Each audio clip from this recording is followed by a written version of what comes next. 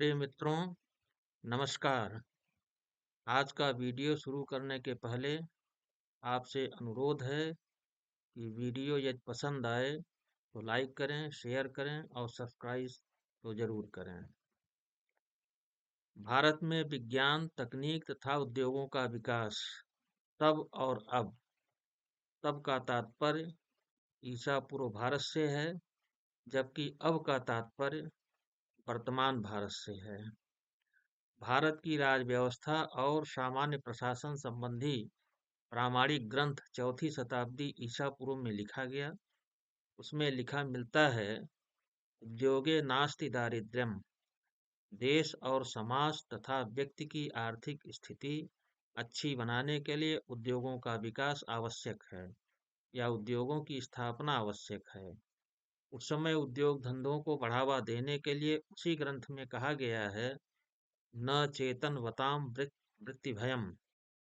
व्यक्ति कार्यकुशल होते हैं, उन्हें रोजगार या नौकरी की कमी नहीं होती है। यह भी कहा गया है, अधनस्य बुद्धि न विद्यते। निर्धन देशों में कार्यकुशल या तकनीकी विशेषज्ञों का अभाव होता है। यदि देश निर्धन है तो वहाँ तकनीक, विज्ञान और उद्योगों का विकास या स्थापना नहीं हो पाएगा और वहाँ का सामान्य बोध कम होगा तथा वहाँ के लोग अशिक्षित, अकुशल, बुद्धिहीन तथा निर्धन होंगे। तकनीकी दक्षता तो वहाँ बिल्कुल भी नहीं होगी। गरीब देशों में आपदा और बीमारी से अधिक लोगों की मृत्यु होती है।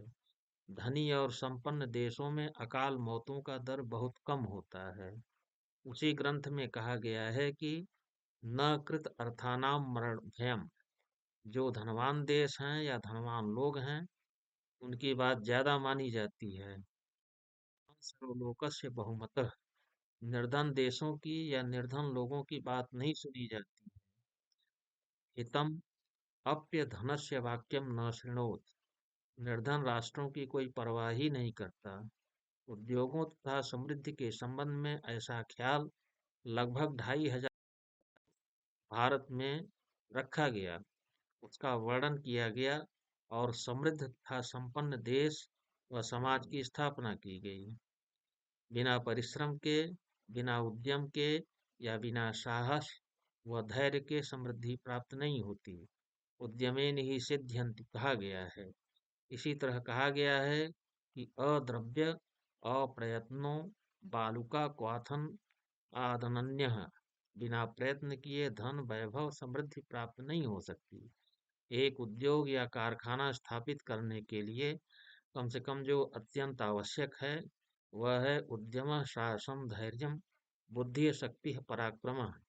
एक एंटरप्रेन्योर जो सर्वाधिक आवश्यक होता है वह है उत्साहो बलवानार्य नास्त्युत्साहात् परम बलम। सोत्साहस्य च लोकेषु न किंचिदपि दुर्लभम। उपरोक्त स्थिति 5वीं व चौथी शताब्दी ईसा पूर्व की है। अब इसके आगे हम 8000 से 1000 ईसा पूर्व भारत की तकनीकी और औद्योगिक स्थिति का विश्लेषण करेंगे। विज्ञान के बहुत ही बेसिक नियमों व सिद्धांतों का वर्णन मिलता है। ऋग्वेद के प्रथम मंडल के 11वें सूक्त में मिलता है, आदः स्वधा मनु पुनर्गर्भत्व मेरिरे दधाना नाम यज्ञयम। यहाँ सूर्य, जल, अग्नि और वायु की वातावरण में क्रिया प्रतिक्रिया के फलस्वरूप होने वाली वर्षा का उल्लेख मिलता है, जिसे हम सरल भाषा में रेन साइकिल कहते हैं। भौतिक विज्ञान फिजिक्स के चुंबकत्व का सिद्धांत ऋग्वेद के इस सूक्त में मिलता है, वृषा यूथेव वंशगः उष्टिरियर्चोजसा ईशानो अप्रतिष्कुतः। बड़ा ग्रह या सूर्य अपने समीप के लोकों या ग्रहों उपग्रहों को चुंबक की तरह खींच लेता है। हथियार, शस्त्र, मिसाइल और विमान का उल्लेख ऋग्वेद में मिलता है। शंभो मदासो अग्नमतेन्द्रेण च मरुत्वा आदित्येभिश्च राजाभिः। आग्नेयास्त्र और वैमानिक यंत्रों को बनाकर राजा या शासक शत्रुओं पर जीत दर्ज कर अपने राज्य का विस्तार कर सकता है और अपने राज्य में सुख समृद्धि और वैभव बढ़ा सकता है। इन यंत्रों को बनाने के लिए राजाओं द्वारा विद्वानों व वैज्ञानिकों को प्रोत्साहन दिया जाना चाहिए। इसी तरह वैमानिक साइंस व आग्नेयास्त्र मिसाइल का उल्लेख प्रथम मंडल के द्वितीय अध्याय के पहले वर्ग में कुछ इस प्रकार से हुआ है। तच्छन्नात् सत्याभ्याम परिजमानं सुखम रथम तच्छन्धेनुं सवर्दुधाम तथा शंवो मदासो अग्मतेन्द्रेण च मरुत्वता आदित्यभिश्च राजाभिः। उपरोक्त सूक्तों से स्पष्ट है कि विमान और आग्नेयास्त्र की तकनीक उस समय विद्यमान थी।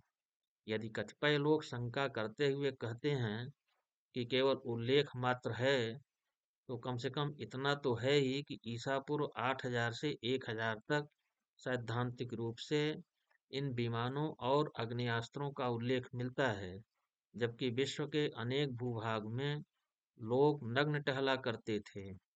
रोम के लोग जब जंगलों में नग्न विचरण करते थे, तब उस समय हमारे यहाँ इस तरह की सभ्यता, संस्कृति, दर्शन, तकनीक और विज्ञान मौजूद थी। अब प्रश्न यह उठता है कि वर्तमान में हम विश्व पटल पर क्यों पिछड़ गए?